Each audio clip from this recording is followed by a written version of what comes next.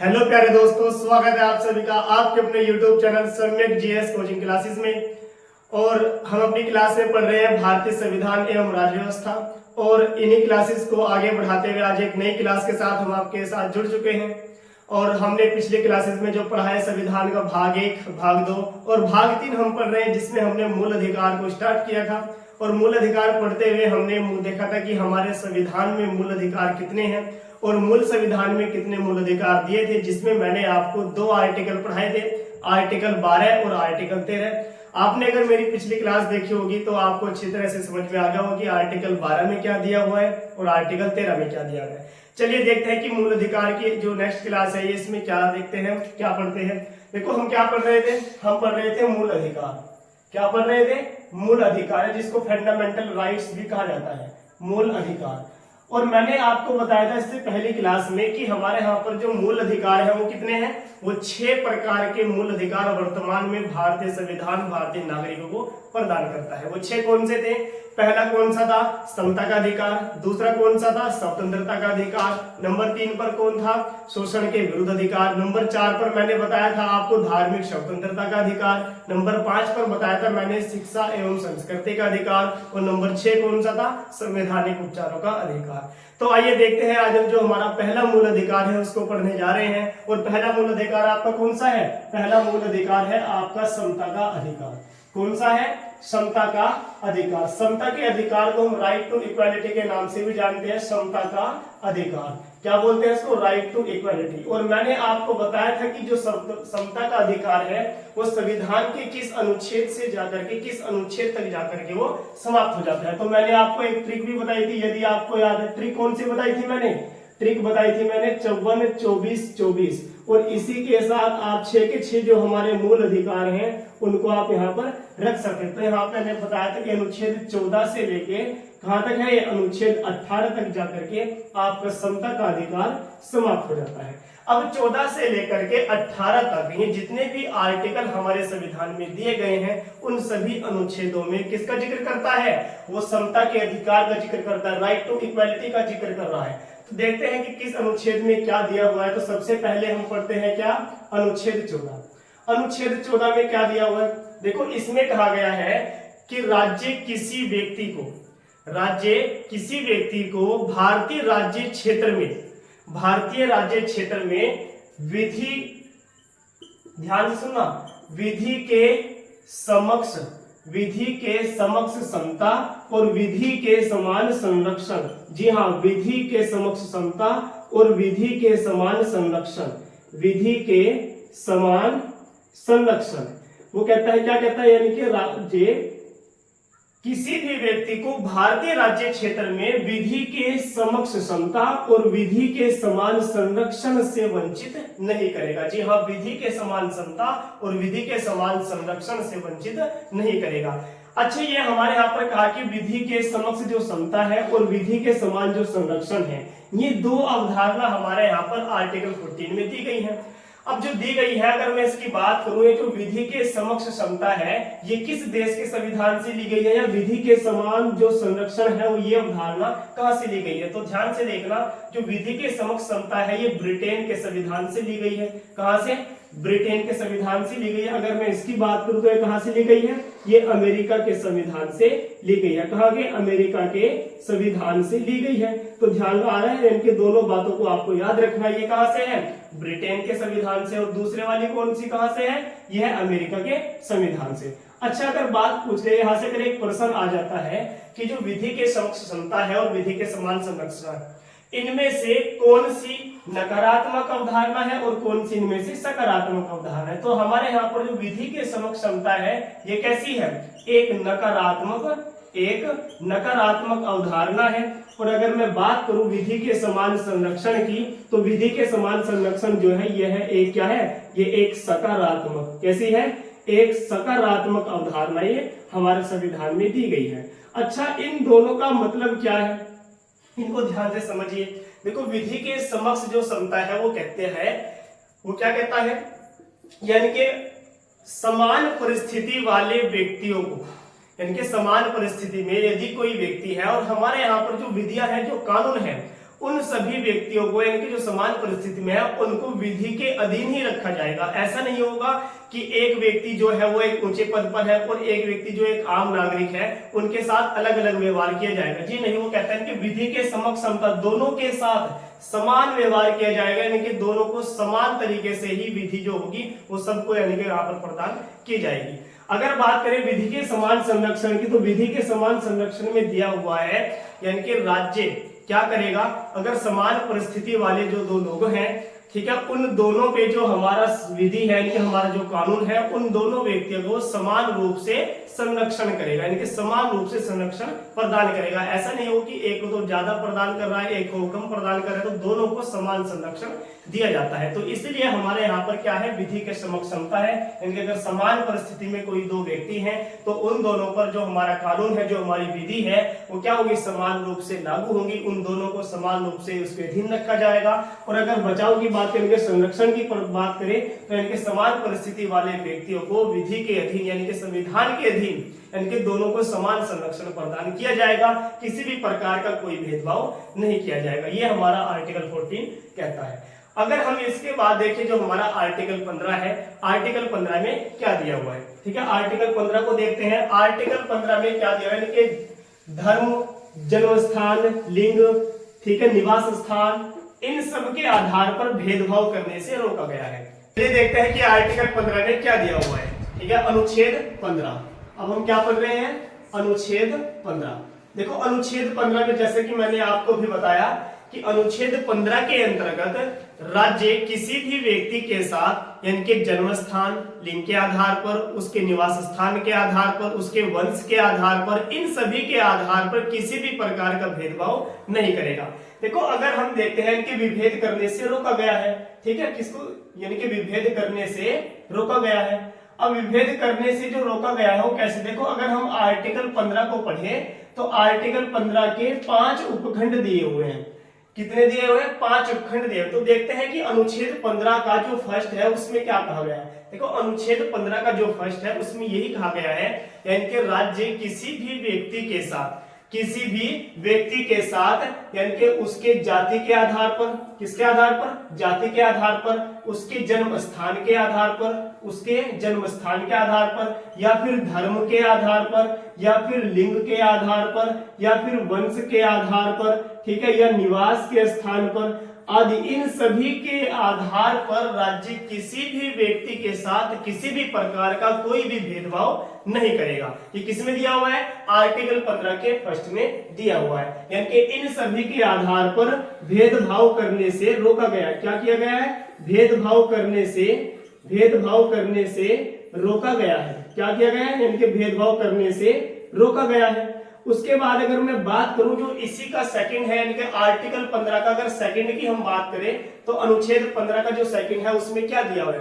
देखो अनुच्छेद 15 का जो सेकंड है वो कहता है जितने भी हमारे यहाँ पर सार्वजनिक, क्या है, जो हमारे यहाँ पर सार्वजनिक स्थल है, सार्वजनिक स्थल क्या है, यानी कि एक तरह से आप कह सकते हो जो राज्य के द्वारा पोषित है, यानी जो राज्य के द्वारा स्थापित किए गए हैं, यानी कि जितने भी सार्वजनिक स्थान है, सार्वजनिक या स्थल है, जैसे कि अगर मैं बात करूं, जैसे कि सार्वजनिक दुकानें हो गई, सार्वजनिक भोजनालय हो गए, स्नान घाट हो गए, नलकूप हो गए, इन सभी यानी कि ऐसी जगहों पर जो सार्वजनिक स्थान है, सार्वजनिक जो स्थल है, इन सभी पर किसी भी व्यक्ति के साथ जाति, जन्मस्थान, धर्म, लिंग, वंश, निवास, इनमें से किसी भी आधार पर किसी भी व्यक्ति के साथ कोई भी भेदभाव नहीं करेगा। देखो इससे पहले आर्टिकल मैंने क्या, आर्टिकल 15 के फर्स्ट में वो ये राज्य को बात कह रहा था, किसको कह रहा था, राज्य को कह रहा था कि इनके राज्य किसी भी व्यक्ति के साथ इन सब के आधार पर कोई भेदभाव नहीं करेगा। लेकिन जो इसका आर्टिकल 15 का सेकंड है वो राज्य के साथ साथ यहाँ पर व्यक्तियों को भी कह रहा है, यानी कि व्यक्ति भी किसी भी व्यक्ति के साथ इन सार्वजनिक स्थल पर या स्थान पर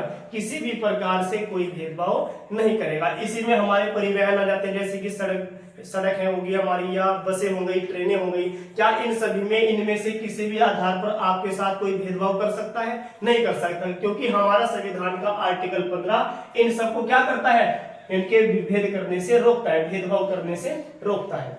अब देखते हैं कि आर्टिकल 15 का थर्ड क्या कहता है। देखो आर्टिकल 15 का जो थर्ड है वो बहुत इंपॉर्टेंट है। अगर हम देखें तो वो इनका अपवाद भी है। अपवाद कैसे है, इनके एक्सेप्शनल है, कैसे है, ध्यान से समझिए। देखो अनुच्छेद 15 के थर्ड के अनुसार कहा गया है कि राज्य यानी कि इसमें महिलाओं का जिक्र किया गया, किसका, यानी कि महिलाओं और बच्चों, किसका, यानी कि महिलाओं और बच्चों का यहाँ पर जिक्र किया गया है और कहा गया है यानी कि राज्य को यह अधिकार है कि वह महिलाओं और बच्चों के लिए विशेष यानी कि विशेष सुविधा का प्रावधान कर सकती है। किसका प्रावधान कर सकती है, यानी कि विशेष सुविधाएं दे सकती है। और विशेष सुविधाएं, अगर मैं इसका एक बहुत अच्छा एग्जांपल बताऊं, आपने देखा होगा कि हमारे यहाँ पर क्या होता है, जब भी रक्षाबंधन आती है तो हमारी यूपी सरकार क्या करती है, जितनी भी महिलाएं होती हैं उन महिलाओं का टिकट फ्री कर देती है ना। यानी कि उसमें क्या होता है, महिलाओं का टिकट फ्री कर दिया जाता है। लेकिन अच्छा अगर आप कहो कि क्या है, यानी कि आर्टिकल जो फर्स्ट कहता है यानी कि जाति धर्म यानी कि लिंग। अब देखो यहाँ पर लिंग आ गया ना। अगर कोई आप में पढ़ा हुआ हो और वो कह दे कि आप तो लिंग के आधार पर यानी कि महिला और पुरुष में अंतर कर रहे हो, भेदभाव कर रहे हो। अगर आपको फ्री करना ही है तो आप पुरुषों का भी करो और महिलाओं का भी करो। लेकिन हमारा जो आर्टिकल 15 का थर्ड है वो कहता है, वो सिर्फ महिलाओं की बात कर रहा है और बच्चों की बात कर रहा है। तो यानी कि आर्टिकल 15 के थर्ड के अनुसार राज्य महिलाओं के लिए विशेष सुविधाएं, ठीक है, विशेष सुविधाएं प्रदान कर सकता है। और इसी आर्टिकल का प्रयोग करते हुए हमारे यहाँ पर महिलाओं का टिकट फ्री किया जाता है। देखो अगर यहाँ पर ऐसा तो नहीं होता, यानी कि धर्म के आधार पर क्या भेदभाव हो रहा हो हमारे यहाँ पर। देखो चाहे मुस्लिम महिला हो चाहे हिंदू महिला हो, वो कोई किसी भी धर्म के किसी भी जाति की महिला हो, सबका टिकट फ्री होगा। तो यानी कि यहाँ पर धर्म के आधार पर तो कोई भेदभाव नहीं होता ना जी, नहीं होता। तो इसलिए हमारे यहाँ पर आर्टिकल 15 का थर्ड क्या कहता है, इनकी महिलाओं और बच्चों के लिए विशेष सुविधाओं का उपबंध राज्य कर सकता है। उसके बाद हम देखते हैं कि अनुच्छेद 15 का फोर्थ क्या कहता है। देखो अनुच्छेद 15 का फोर्थ कहता है यानी कि हमारे यहाँ पर राज्य को यह अधिकार दिया गया है कि हम जितने भी हमारे यहाँ पर शिक्षण संस्थान है, क्या है, जितने भी हमारे यहाँ पर शिक्षण संस्थान है, और वो भी सरकारी की बात कर रहा है। किसकी बात कर रहा है, वो सरकारी शिक्षण संस्थानों की बात कर रहा है। यानी कि जितने भी हमारे यहाँ पर सरकारी शिक्षण संस्थान है उन सभी शिक्षण संस्थानों में एससी और एसटी यानी जो पिछड़े वर्ग हैं हमारे, ठीक है, एससी और एसटी यानी जो पिछड़े वर्ग है उन सभी को यहाँ पर किसकी बात कर रहे हैं, वो आरक्षण की बात कर रहे हैं। यानी कि आर्टिकल 15 के फोर्थ के अनुसार जितने भी हमारे यहाँ पर सरकारी शिक्षण संस्थान हैं उन सभी में, ठीक है, उन सभी में एससी एसटी जितने पिछड़े वर्ग होते हैं उन सभी को आरक्षण का प्रावधान दिया हुआ है। उसके बाद अगर मैं बात करूं फिफ्थ में क्या कहा गया, फिफ्थ में कहा गया कि सरकारी शिक्षण संस्थानों के साथ साथ जो फिफ्थ है वो कहता है कि जितने भी हमारे यहाँ पर प्राइवेट हैं, इस बार सरकारी नहीं, वो प्राइवेट की बात कर रहा है, यानी कि जितने भी प्राइवेट शिक्षण संस्थान हैं उन प्राइवेट शिक्षण संस्थानों में भी जो हमारे पिछड़े वर्ग हैं, ठीक है, पिछड़े जो वर्ग हैं उन पिछड़े वर्ग में जैसे कि एससी हो गया एसटी हो गया, उन सबको यानी कि किसकी बात कर रहा है, वो आरक्षण देने की बात कर रहा है। अगर राज्य चाहे तो अनुच्छेद 4 का प्रयोग करके सरकारी शिक्षण संस्थानों में आरक्षण दे सकता है, या फिर जितने हमारे यहाँ पर प्राइवेट जो शिक्षण संस्थान हैं आर्टिकल 15 के फिफ्थ के अनुसार उनमें भी एससी एसटी या पिछड़ा वर्ग जो है उनको आरक्षण दिया जा सकता है। तो आशा करता हूं कि आपको आर्टिकल 14 और 15 अच्छी तरह से समझ में आ गए होंगे। तो आइए अब देखते हैं कि आर्टिकल 16 में क्या दिया हुआ है, यानी कि अनुच्छेद 16 में क्या दिया हुआ है। देखो अनुच्छेद 16 में दिया हुआ है लोक नियोजन में अवसर की समानता। क्या दिया हुआ है, यानी कि लोक नियोजन में अवसर की समानता। किसकी समानता, अवसर की समानता। अब अवसर की समानता की वो बात कर रहा है, यानी कि जो सरकारी नौकरी होती है उनमें किस प्रकार की समानता भारतीय संविधान आपको प्रदान करता है, वो इसकी बात कर रहा है। देखो आर्टिकल 16 की अगर हम बात करें तो आर्टिकल 16 के भी 5 उपखंड दिए हुए हैं। जी हाँ, आर्टिकल 16 में भी 5 उपखंड दिए हुए हैं। तो आर्टिकल 16 का जो फर्स्ट है वो क्या कहता है, इसके बारे में देखते हैं। देखो अनुच्छेद 16 के फर्स्ट के अनुसार इसमें कहा गया है यानी कि राज्य के अधीन किसी पद पर, किसके अधीन, यानी कि राज्य के, यानी कि जो राज्य के अंदर आती है नौकरियां, यानी कि राज्य के अधीन किसी पद पर जब वह नियोजन करेगा, नियोजन या नियुक्ति करेगा, नियोजन अथवा जब वो नियुक्ति करेगा, देखो नियुक्ति के अलावा यहाँ पर और भी शब्द है, यानी कि नियुक्ति के साथ साथ यहाँ पर वो पदोन्नति की भी बात कर रहा है। किसकी बात कर रहा है? वो पदोन्नति की भी बात कर रहा है, वो वेतन की भी बात कर रहा है, वो यहाँ पर पेंशन की भी बात कर रहा है, और वो यहाँ पर अवकाश की भी बात कर रहा है। इनकी वो कहता है इनके राज्य के अधीन किसी पद पर नियुक्ति, पदोन्नति, वेतन, पेंशन और अवकाश, यानी कि अवकाश, इन सभी जब भी नियुक्ति होगी या पदोन्नति यानी कि प्रमोशन होगा तो इनमें क्या होगा? इनके सभी व्यक्तियों को समान अवसर प्राप्त होंगे। जी हाँ, यानी कि सभी नागरिकों को समान अवसर प्राप्त होंगे, समान अवसर प्राप्त होंगे। आ रही है बात समझ में? यानी कि समान अवसर प्राप्त होंगे, यानी कि जब भी राज्य के अधीन कोई नौकरियां निकलती हैं, जब उनमें नियुक्ति की जाती है या उनका प्रमोशन किया जाता है या उनको वेतन मिलते हैं, तो इन सब में यानी कि सभी नागरिकों को क्या होंगे? समान अवसर प्रदान होंगे, किसी भी प्रकार का कोई भेदभाव नहीं किया जाएगा। ऐसा तो नहीं होता देखो कि अगर वेतन जो मिल रहा है महिलाओं को ज्यादा मिलता है, यानी कि महिलाओं को कम मिलता है, पुरुषों को ज्यादा मिलता है। अगर यूपी पुलिस की हम बात करें तो उत्तर प्रदेश पुलिस जो है वो महिला को भी इतनी सैलरी देती है और पुरुषों को भी इतनी सैलरी देती है, यानी किसी भी प्रकार का कोई भी भेदभाव यहाँ पर नहीं किया जाता। अगर हम उसकी बात करें आर्टिकल 16 का जो सेकंड है वो यही कहता है, इसमें तो कहा गया है कि इनके सबको समान अवसर प्राप्त होंगे। अब समान अवसर के बाद जो सेकंड है वो कहता है कि इन सभी में किसी भी आधार पर, यानी चाहे प्रमोशन हो, चाहे नियुक्ति हो, चाहे पेंशन हो, चाहे अवकाश हो, यानी कि इन सभी में यानी कि धर्म के आधार पर, उसकी जाति के आधार पर, ठीक है, मूल यानी कि जो मूल वंश होता है उसके यानी कि वंश के आधार पर, ठीक है, जन्म स्थान के आधार पर, किसके स्थान पर? यानी कि जन्म स्थान के आधार पर, ठीक है, इन सभी के आधार पर किसी भी प्रकार का कोई भी भेदभाव नहीं किया जाएगा। ये कौन कहता है? इनके आर्टिकल 16 का सेकंड कहता है। इनके धर्म के आधार पर, जाति के आधार पर, मूल वंश, जन्म स्थान या निवास, इनके इन सभी में से किसी भी आधार पर कोई भी भेदभाव नहीं किया जाएगा। उसके बाद अगर हम बात करें 16 का थर्ड, 16 के थर्ड में क्या दिया हुआ? देखो 16 का जो थर्ड है वो इन दोनों का क्या है? अपवाद है। क्या है? इन दोनों का अपवाद है। अब अपवाद है तो कैसा है? यानी कि वो भेदभाव करना है, यहाँ पर कहता है कि भेदभाव कर सकता है। और ये जो आर्टिकल है किसको दिया गया है? ये आर्टिकल हमारी संसद के लिए है, हमारी पार्लियामेंट के लिए है। और इसके आधार पर संसद क्या करती है? यानी कि इस अनुच्छेद के आधार पर संसद को यह अधिकार है कि वह किसी राज्य के सेवाओं में, यानी कि किसी राज्य की सेवाओं में वहां के निवास स्थान, ध्यान से सुनना है, वहां के निवास स्थान यानी कि उस निवास स्थान की एबिलिटी, यानी कि उस निवास स्थान की योग्यताओं को भी इसमें जोड़ा जा सकता है। यानी कि निवास स्थान की योग्यता को भी इसमें जोड़ा जा सकता है। क्या किया जा सकता है? जोड़ा जा सकता है। यहां तक बात समझ में आ रही है? जैसे कि अगर हम देखें कि हमारे यहाँ पर अलग अलग जो राज्य होते हैं उन सबकी स्थितियां अलग अलग होती है। तो अगर कुछ राज्य ऐसे हैं, कुछ राज्य वो कैसे हैं, जैसे कि हमारे यहाँ पर हिमाचल प्रदेश हो गया, या हमारे यहाँ पर आंध्र प्रदेश हो गया, या हमारे यहाँ पर तेलंगाना हो गया। कौन सा हो गया? यानी कि तेलंगाना हो गया। तेलंगाना के साथ साथ त्रिपुरा है, मणिपुर है, ठीक है। ये राज्य ऐसे हैं कि इनमें क्या होता है, निवास स्थान के आधार पर भी कुछ व्यक्तियों को यानी कि सरकारी सेवाओं में अलग से योग्यता दी जा सकती है कि इन जो नौकरियां होंगी, ये जो अवसर होंगे, ठीक है, ये उन्हीं व्यक्तियों को प्रदान किए जाएंगे जो यहाँ पर निवास कर रहा हो। तो यानी कि आर्टिकल 3 के अनुसार संसद को यह अधिकार है कि वह ऐसा कानून बना सकती है, उस निवास स्थान के आधार पर कुछ सरकारी सेवाओं में उनकी योग्यता को ऐड किया जा सकता है, उनकी योग्यताओं को जोड़ा जा सकता है। यहां तक बात समझ में आ रही है? यानी कि आर्टिकल 1, 2 और 3 इनके तीनों आपको अच्छी तरह से समझ में आ गए होंगे।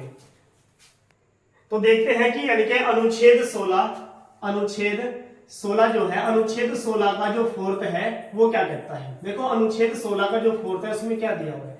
देखो अनुच्छेद 16 का जो 4th है वो ये कहता है कि सरकारी नौकरियों में जो सरकारी सेवाएं होती हैं, यानी कि सरकारी सेवाओं में जो पिछड़ा वर्ग होता है, यानी कि किसकी बात कर रहे हैं वो पिछड़े वर्ग की बात कर रहा है। यानी कि पिछड़ा जो वर्ग है, पिछड़े वर्गों के लिए यानी कि सरकारी सेवाओं में, किसमें? सरकारी सेवाओं में पिछड़े वर्गों के लिए यदि हमारी सरकार चाहे तो क्या कर सकती है, यानी कि उनमें आरक्षण का प्रावधान कर सकती है। जी हाँ, क्या कर सकती है, आरक्षण का प्रावधान कर सकती है। वो किन की बात कर रहा है, वो पिछड़े वर्गों की बात कर रहा है। यानी कि हमारे यहाँ पर जो भी पिछड़े वर्ग हैं उनको सरकारी सेवाओं में आरक्षण का प्रावधान किया जा सकता है। और ये जो पिछड़े वर्ग होंगे वो पिछड़े वर्ग किस आधार पर होंगे, यानी कि जो शैक्षणिक होंगे, यानी कि जो शिक्षा के आधार पर जो पिछड़े यानी कि पिछड़े वर्ग है, या फिर हम कह सकते हैं जो सामाजिक, किसकी बात कर रहे हैं,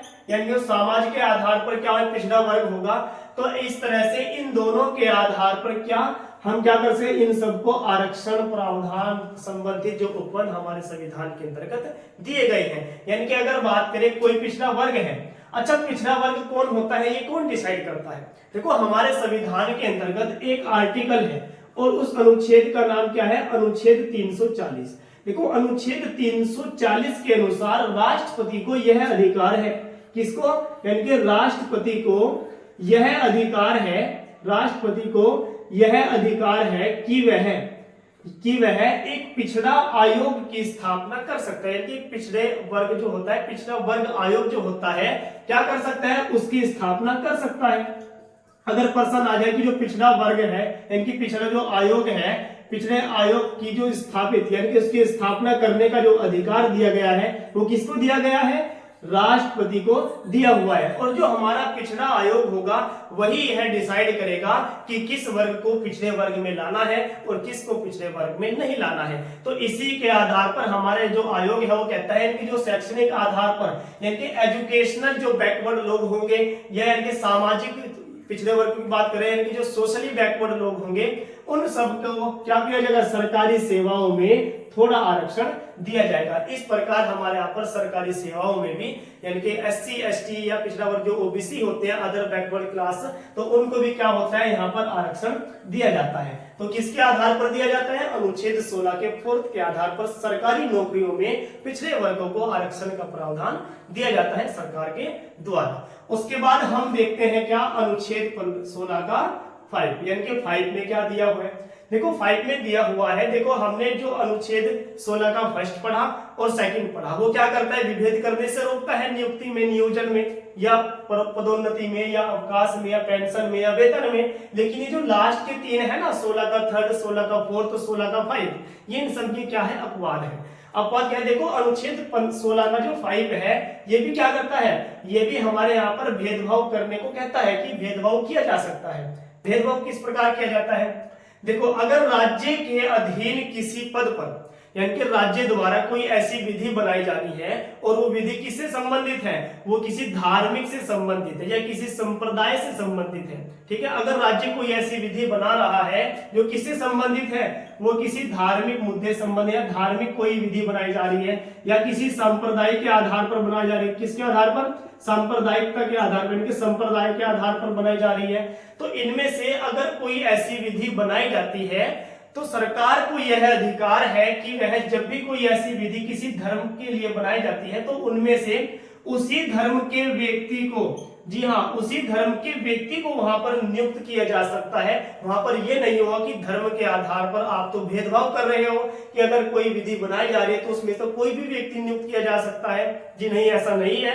अगर कोई धार्मिक विधि हमारे यहाँ पर राज्य के अधीन बनाई जा रही है तो उनमें से उसी धर्म के व्यक्ति की नियुक्ति हमारे यहाँ पर की जा सकती है। ये क्या कहता है, हमारा अनुच्छेद 16 का 5 कहता है। आ रही है बात समझ में? एक बार और बता रहा हूं, यानी कि राज्य के अधीन यदि कोई विधि बनाई जा रही है और वो जो विधि है वो किसी धार्मिकता के लिए बनाई जा रही है, सांप्रदायिकता के लिए बनाई जा रही है और उस विधि को बनाने के लिए उसी धर्म का व्यक्ति चाहिए या उसी सांप्रदायिकता का जो व्यक्ति चाहिए, उसी संप्रदाय का व्यक्ति चाहिए, तो ऐसी दशा में हमारी सरकार उसी धर्म के व्यक्ति को या उसी संप्रदाय के व्यक्ति को उस विधि के लिए नियुक्त कर सकती है। ऐसी दशा में कोई व्यक्ति ये नहीं कहेगा कि आप तो धर्म के आधार पर या जाति के आधार पर हमारे साथ भेदभाव कर रहे हो। ठीक है, क्योंकि ये जो आर्टिकल है ये उसको अधिकार देता है। ठीक है, यहां तक बात समझ में आ रही है? ठीक है, तो यानी कि आपने जो पढ़ा अनुच्छेद 15 और अनुच्छेद 16 अच्छी तरह से आपकी समझ में आ गए होंगे। अब देखते हैं कि हमारे संविधान का जो अनुच्छेद 17 है वो क्या कहता है। देखो हमारे संविधान का जो अनुच्छेद 17 है वो समता के अधिकार का एक बहुत अच्छा उदाहरण है कि सबसे महत्वपूर्ण आर्टिकल इसमें माना जाता है। अब अनुच्छेद जो 17 है, अनुच्छेद 17 क्या कहता है? देखो अनुच्छेद 17 में दिया गया है अस्पृश्यता। क्या दी गई है? अस्पृश्यता। इसका अंत किया गया है, यानी कि अस्पृश्यता का अंत किया गया है। जैसे कि देखो हमारे समाज में कि हमारे देश के अंदर प्राचीन समय से ही एक प्रथा चली आ रही जिसको छुआछूत बोला जाता है। तो छुआछूत जैसी कुप्रथा अगर हमारे देश में चलती आ रही थी, ठीक है, तो उसका क्या किया गया है? हमारे यहाँ पर अंत किया गया है कि अस्पृश्यता का बिल्कुल पूरी तरह से अंत किया गया है। इसमें कहा गया है कि राज्य किसी भी प्रकार से अस्पृश्यता को व्यवहार में नहीं लाएगा और उसको लाने के लिए रोकेगा, यानी कि कोई भी व्यक्ति किसी भी व्यक्ति के साथ किसी भी प्रकार की इस तरह की जैसी कोई कुप्रथा जो हमारे यहाँ पर चली आती, इस प्रकार का कोई भी भेदभाव नहीं करेगा। जैसे कि बहुत पहले समय का था कि नहीं ये तो शूद्र है, ठीक है, छोटी जाति का है, इसको यानी कि छूना भी मना है, ठीक है, हमारे यहाँ पर ऐसी कुप्रथाएं लागू थी हमारे देश के अंदर। तो इसके हमारा संविधान क्या कहता है? अनुच्छेद 17 के अनुसार अस्पृश्यता को पूरी तरह से अंत किया गया है। अगर कोई व्यक्ति अस्पृश्यता को व्यवहार में लाता है, आज भी इस तरह की प्रथा को लागू करके किसी भी व्यक्ति के साथ छुआछूत करता है, तो हमारी सरकार ने 1955 में इसके लिए इसको एक अपराध घोषित किया है। क्या किया है? एक अपराध घोषित किया है। अगर कोई व्यक्ति इस प्रकार से किसी भी व्यक्ति के साथ भेदभाव करता है तो उसके लिए यह एक दंडनीय अपराध है, उसको सजा भी होगी और साथ साथ में जुर्माना भी देना पड़ेगा। और इसी चीज को आने वाले समय में और भी ज्यादा कठोर बना दिया गया था। तो हमारे यहाँ पर आर्टिकल 17 में क्या कहा गया है? अस्पृश्यता, यानी कि अस्पृश्यता का पूरी तरह से अंत किया गया है। अब हम देखते हैं कि हमारे संविधान का जो आर्टिकल 18 है, आर्टिकल 18 में क्या दिया हुआ है? देखो हमारे संविधान के अनुच्छेद 18 में उपाधियों का अंत किया गया है। जी हाँ, क्या दिया गया है? उपाधियों का अंत किया गया है, यानी कि हमारे यहाँ पर कोई भी व्यक्ति किसी भी व्यक्ति को किसी भी प्रकार की उपाधि नहीं दे सकता। जी हाँ, हमारे यहाँ पर उपाधियों का अंत पूरी तरह से कर दिया गया है। इसको ऐसे समझते हैं, देखो हमारा यहाँ पर आर्टिकल 18 कहता है कि किसी भी व्यक्ति को वो यहाँ पर विद्या की बात कर रहा है या फिर हमारे यहाँ पर वो सेना की बात कर रहा है, इन दो के अलावा राज्य किसी भी प्रकार की कोई भी उपाधि किसी को प्रदान नहीं करेगा। की जा सकती है तो सिर्फ विद्या की या फिर सेना की, इन दो के अलावा राज्य कोई भी किसी भी प्रकार की उपाधि किसी भी व्यक्ति को प्रदान नहीं कर सकता। देखो इसको एक तरह से और समझिए। देखो हमारे यहाँ पर होता क्या है, एक बच्चे का मेरे से क्वेश्चन आया, मैं ऑफलाइन कोचिंग करा रहे थे, तो वहां पर एक बच्चे ने क्वेश्चन किया कि जैसे कि वर्तमान में हमारे यहाँ पर मायावती को आयरन लेडी की उपाधि दी गई है, कि आप तो कहते हो कि मतलब आर्टिकल 18 जो उपाधियों का अंत है, लेकिन फिर भी उसको उपाधि दी गई है। देखो ऐसी तो हम किसी को भी कोई उपाधि दे सकते हैं, लेकिन क्या जब आप कहीं भी लिखित रूप में अपने नाम को लिखते हो, क्या मायावती का तुमने कभी नाम ऐसा लिखा हुआ देखा होगा कि आयरन लेडी मायावती जी?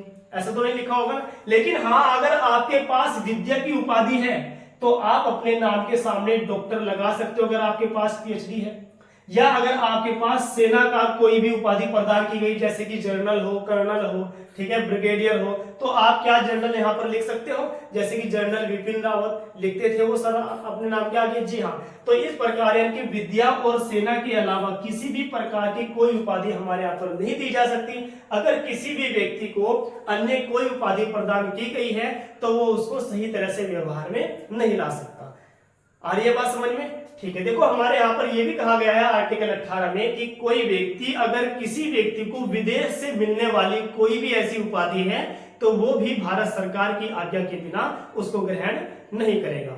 ठीक है, यहाँ तक बात समझ में? तो इस प्रकार हमारे संविधान के अंतर्गत आर्टिकल 18 के अनुसार उपाधियों का अंत किया गया है। तो आशा करता हूं कि आपको जो समता का अधिकार है अनुच्छेद 14 से लेकर के 18 तक, अनुच्छेद 14 में क्या था, यानी कि विधि के समक्ष समता और विधि के समान संरक्षण।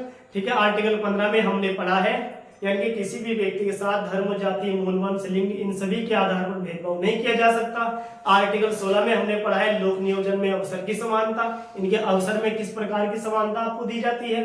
उसके बाद हमने देखा कि आर्टिकल 17 में क्या दिया हुआ है, अस्पृश्यता का अंत किया गया है, यानी कि छुआछूत को, इस तरह की जो कुप्रथा थी उनको किसी भी प्रकार से व्यवहार में नहीं लाया जा सकता। और आर्टिकल 18 में क्या है, उपाधियों का अंत दिया गया है, इनके हमारे यहाँ पर किसी भी प्रकार की कोई उपाधि ग्रहण नहीं कर सकता। कर सकता है तो सिर्फ दो है, एक विद्या की और एक किसकी, सेना की। इन दो के अलावा कोई भी उपाधि ग्रहण नहीं की जा सकती। तो अगर आपको हमारी वीडियो पसंद आई तो इस वीडियो को ज्यादा से ज्यादा शेयर कीजिए, लाइक कीजिए और कमेंट कीजिए, और हम आपके कमेंट का इंतजार करते हैं। ठीक है, थैंक यू, धन्यवाद।